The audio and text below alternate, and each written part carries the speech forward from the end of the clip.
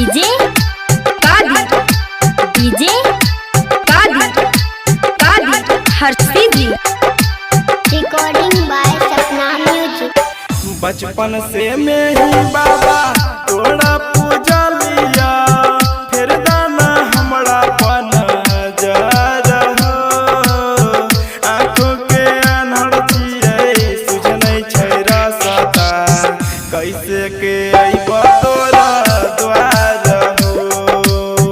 आँखों के अनहर छियै सुझ नहीं छै रास्ता, केना के जइया तोरा द्वार हो।